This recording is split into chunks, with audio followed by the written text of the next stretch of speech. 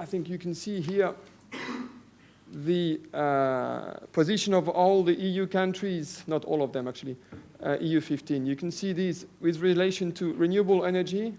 We are committing to 20%, we are 8.5%, that means we got a lot of work to do. This is basically what it means, a lot of work to do. The EU is quite advanced in terms of reducing emissions, but also renewable energy. Still, we are not there yet. We're not there yet. We need to really push and continue push further for this. This is taken by a lot of different measures, national measures, also more efficient markets. More efficient markets because if you're a producer, let's say if I put a wind turbine up my house, I would need to be able to sell it on the market. If I don't sell on the market, it's not going to be worth it. So it is important also to look at the regulatory dimension and enabling operators to benefit from their investment. So this requires a lot of changes in national legislation, but also in the European legislation.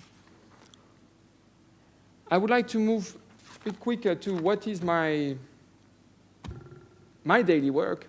My daily work is the external dimension. I'm working in the external relation department, basically the diplomatic department, and my job is to promote a climate change agreement, but beyond the agreement, to promote climate change resilience, to facilitate the adoption of climate change policy in partner countries, but also within our instrument. As I was saying, it's not linear, it's complicated. We need to adapt all our instruments.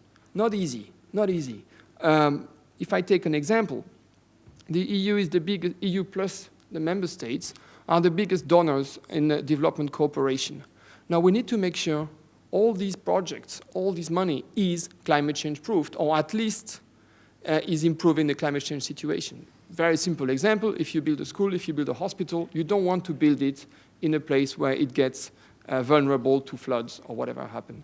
It is important to integrate this because this is where the complexity in the policy making lies.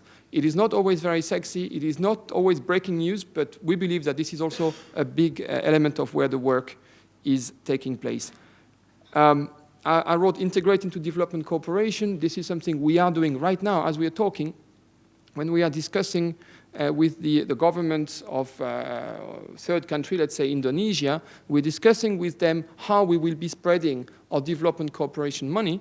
We discuss with them, we say, okay, let's look at tourism. Tourism will be affected. How do we do this? How are we going to integrate the climate into this? So we're working a lot with experts, but also with the government in the country so that what we're doing has a positive effect. We're also developing specific instruments. I've pointed to two, but there are a bit more. Climate Change Alliance, Global Climate Change Alliance, is focused on the least developed countries and the small islands developing states. So we are talking about the Maldives, we are talking about Yemen, we are talking about Laos, about a big part of Africa.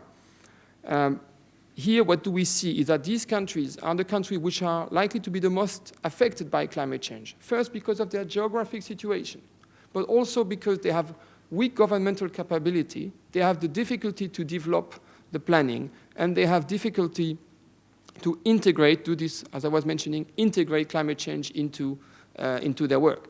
So we are working in this Global Climate Change Alliance. We are working with them in order to develop planning to integrate climate change into their policy. We have a tool that we call GREF. Yes, we like acronyms in the EU, I'm sorry. Basically, the GREF is working a bit like a bank whose objective is to promote renewable energy and energy efficiency. In terms of deforestation, we are signing agreement with countries, we call them voluntary agreements, in order to promote sustainable forestry, which is a very important aspect. There's a lot of countries whose emissions are connected to, let's put it differently, about 20% of climate change is connected to deforestation, and for a lot of countries it is very important that we tackle with them, or maybe differently, that they tackle with us the issue of climate change. We are developing a relatively intense diplomatic activity. I was checking on the web this morning, but normally there should be a big article by President Barroso in the press all around the world where he's explaining how important we consider climate change is, and is pushing and calling for mobilization on climate change. We would be in the debate in the UN this week. We are working a lot at grassroots level because we have embassies in about 150, 140 countries, and we've been developing a lot of lobbying. And our approach was very much of a lobbying type, which is identifying who in the country is important on climate change, who are the important people, the NGO, the politicians, the academics. And we engage with them, discuss with them, and call on them to mobilize, because climate change is not only an issue for environment ministers and for negotiators. It must go way beyond. Climate change, what you was mentioned before, is also an issue for finance minister, because this is very much where it will happen. Climate change is also an issue for foreign ministry. It's an issue for social ministry. It's an issue for education. It is also an issue of security. And we've been mobilizing a lot the security community.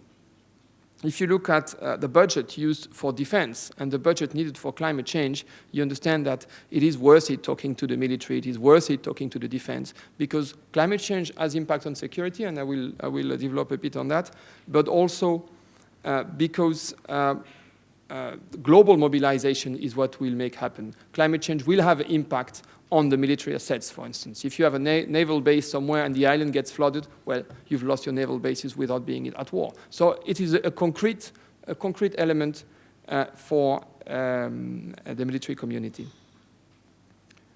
Maybe one thing, if you could show the next slide. Yep. Okay, now if you look at first. Right. I stole this slide, it's not mine. I stole it from the Foreign Office, from the UK. They've put together different pressure, and when you look at them, you'll see what could be the situation impact. If you have water scarcity, next. You put together demographic pressure, continue, yeah, crop decline, hunger, coastal risk, and the last one is the recent conflict. Is where did we have conflict recently? Now, you see a pretty scary scenario, because everything adds up. We, in spring 2008, I think you could find that, yes, I've put the reference at the end, we produced a report on climate change and security, where basically we say, I'm going to say what all other people say on climate change and security, we all agree on this. We basically say that climate change will multiply threats. We don't engage into whether climate change will create wars. That's a debate for academics. That's not a debate for us. But climate change certainly adds pressure, certainly makes things more complicated, certainly makes states weaker, certainly makes that there are people which might be tempted to seize resources, to find solutions outside of the law, outside of the negotiation. There might be impacts on crime. There will certainly be impact on health. So one of the key messages we want to send on the issue of security is that climate change will make things more difficult, and that the security community must mobilize because they have a high reach in government, they are managing a lot of money, and also we're talking about strategic interests.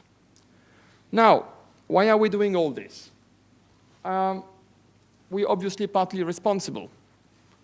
But I would say everyone's responsible. We're responsible for the past, but we're also responsible for the future. This is why I would always argue, and I might have a different view than my colleague, that we might discuss who has to pay more, and I think we would agree on this, but I think it's very important to understand that there is global responsibility on climate change, and not simply take it a north-south debate. I think it's much more complicated than a north-south debate. Also, we have a direct interest in it because Europe is extremely vulnerable. It's my first time in Copenhagen, but when I came down, I could see that this is very flat here. This is very flat. Sea level rise will affect the city right away. I mentioned already the global impact, the impact on instability. Now, we also have the responsibility to try to get out of it and benefit from it, because this